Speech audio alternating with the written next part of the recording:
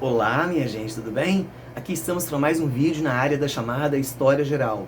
E dando sequência ao que nós vimos falando nos vídeos anteriores, nós hoje vamos falar sobre a chamada Nova Ordem Mundial.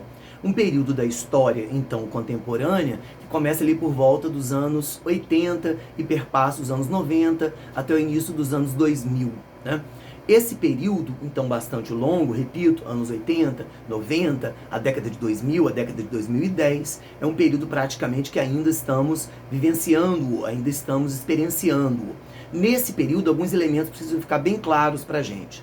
O primeiro deles é o colapso da União Soviética. E, de algum modo, junto da União Soviética, em concomitância com a falência, com esse colapsar da União Soviética, que acabou literalmente sendo engolida no mapa a partir de 1991. Né? De lá para cá, a gente tem Rússia, Ucrânia, Azerbaijão, Moldávia, Tajiquistão como repúblicas autônomas, como repúblicas independentes. Então esse é um primeiro ponto, né? O colapso da União Soviética e gradativamente aqueles países que estavam ali no leste europeu que acompanhavam esse modelo soviético, Polônia, Hungria, Albânia, Romênia, a antiga Iugoslávia, né? A antiga Tchecoslováquia, todos esses países vão gradativamente migrando para dentro de uma estrutura capitalista, abdicando e abandonando daquele modelo tido como então socialista real. De algum modo, aquela ideia que nós tínhamos de um chamado segundo mundo, já que o primeiro mundo era o mundo capitalista desenvolvido, o segundo mundo era o mundo socialista,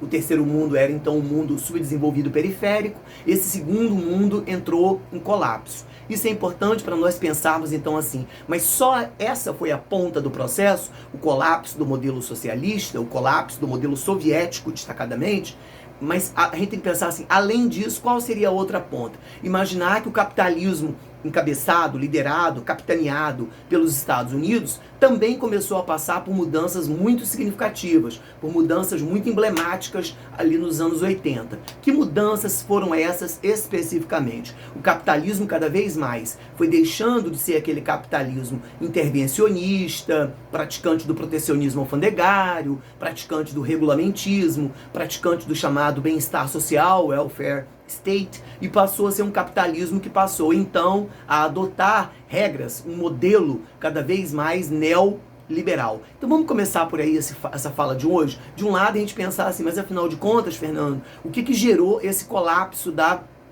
extinta União Soviética? De um lado, a União Soviética tinha feito investimentos por meio de planos econômicos, 5 anos, 7 anos, 10 anos, quinquenais, setenais, decenais, para investimento destacadamente no setor de bens de produção, aquilo que outrora nós chamávamos de indústria pesada. Mas o que começou a acontecer foi que, por um lado, a chamada indústria de bens de consumo, desde os bens de consumo não duráveis, como sapato, roupa, alimentício, então calçadístico, até os bens de consumo duráveis, automóveis, começou a não acompanhar a velocidade da competitividade, não teve pique, né? Não teve potencialidade de acompanhar a competição em relação aos países ocidentais capitalistas. Começou a haver ausência de uma série de produtos. E o único meio para poder acompanhar esse processo foi começar a ceder para a entrada de empresas privadas, ceder para empresas particulares e muitas ocidentais, do McDonald's até a Ford,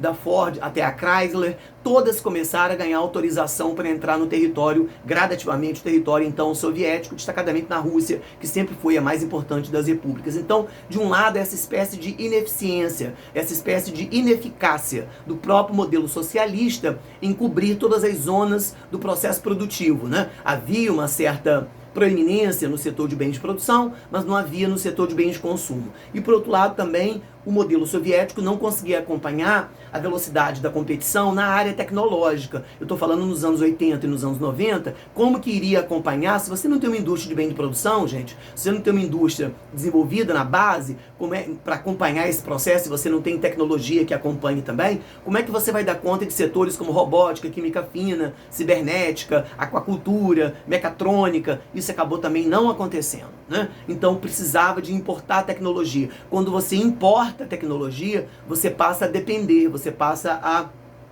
ter um déficit cada vez maior na sua balança comercial e, por tabela, também na sua balança de pagamentos, entradas e saída de recursos. Esse é um lado da moeda. E, além disso, a União Soviética começou a ter muitos problemas que já eram de longa data, mas na hora da crise econômica, né, gente, isso aflora com mais prontidão. Começou a ter muitos problemas em relação aos processos separatistas, aos processos independentistas das várias repúblicas, que até então, o modelo, a Rússia destacadamente, o governo central, no Kremlin, em Moscou, até conseguia sufocar, mas quando a crise econômica, o desabastecimento, alguma espiral inflacionária começou a acontecer, a tendência foi não mais dar conta, não suportar esses processos separatistas que começaram a acontecer na Geórgia, na Letônia, na Lituânia, na Estônia. Então, ali em 85, é bom lembrar, o presidente, né, então russo, que na época era o Gorbachev, Mikhail Gorbachev, chegou a falar que ele ia fazer um programa de reformas políticas, de reformas econômicas. A reforma econômica era a tal da perestroika, né, reestruturação.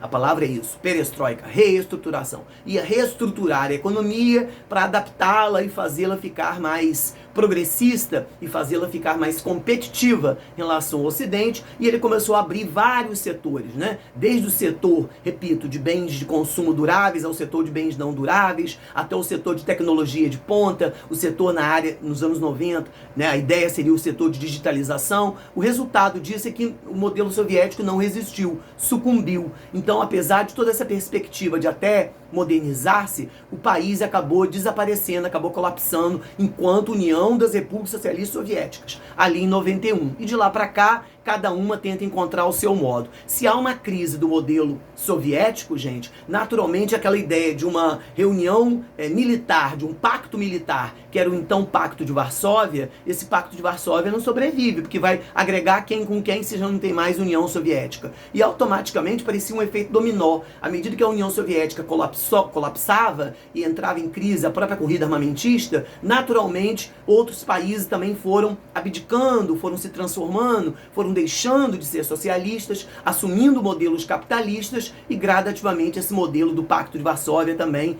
desapareceu literalmente. Por outro lado, no mundo capitalista, aproveitar esse término aqui para dizer isso, o mundo capitalista passou por uma mudança muito emblemática, que é a construção do modelo neoliberal. É bom a gente lembrar que lá da crise de 29 para frente, cada vez mais o capitalismo deixou de ser um capitalismo liberal, de não intervenção, e diante daquela crise de 29, a necessidade de que o modelo capitalista se ajustasse. E aí começou uma política de intervenção, regulamentação, protecionismo alfandegário, controle, concessão de alguns direitos aos trabalhadores, de férias remuneradas até carteira assinada, e mais que isso, creche, algum tipo de auxílio-desemprego em alguns momentos, construção de grandes obras para viabilizar por parte do Estado um maior volume de empregabilidade. Tudo isso foi sendo ali nos anos 30 nos Estados Unidos, quando o presidente era o Franklin Delano Roosevelt e o ministro da Economia era o homem da economia, né, o homem da fazenda, era o John Maynard Keynes. Então, a partir dos anos 30, 40, o mundo foi adotando aquele modelo de intervenção, de regulamentação, de controle, de proteção e de concessão de direitos trabalhistas para proteger, de um lado, o empresário e proteger, de outro, também o trabalhador. Só que, nos anos 80, 90, primeiro, o capitalismo acabou ficando um tanto quanto engessado, porque os estados, burocraticamente, ficaram muito pesados. Então era a hora de desburocratizar a máquina. E para desburocratizar a máquina, tinha que abrir, tinha que desregulamentar, tinha que privatizar. E por outro lado também, para que proteger tanto, por exemplo, a massa trabalhadora, sob o risco de que a massa trabalhadora insatisfeita pode criar revolução socialista, se o socialismo também sucumbia? A própria falência, a própria inoperância, a própria falibilidade do modelo socialista também era um convite para que o capitalismo se tornasse cada vez mais um capitalismo, então, de cunho neoliberal. É a retomada dos velhos valores liberais do século XVIII, início do século XIX, trazidos agora para o final do século XX, início do século XXI. Ou seja, um capitalismo que não é mais um capitalismo de bem-estar social, de welfare, não é mais um capitalismo de intervenção, regulamentação e proteção. É um capitalismo de livre-cambismo, desregulamentismo e privatização.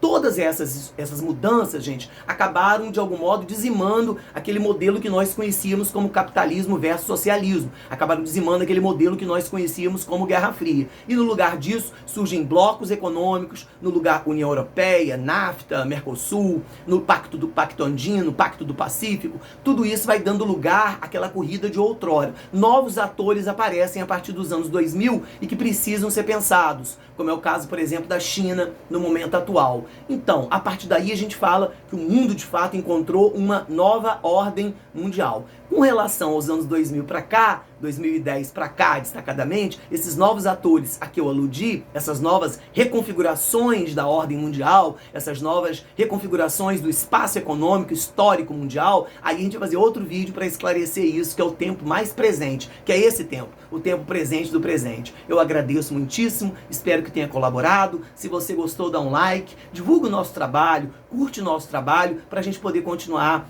toda semana, todo domingo, postando alguma coisa que bacana para vocês. Valeu? Muito obrigado!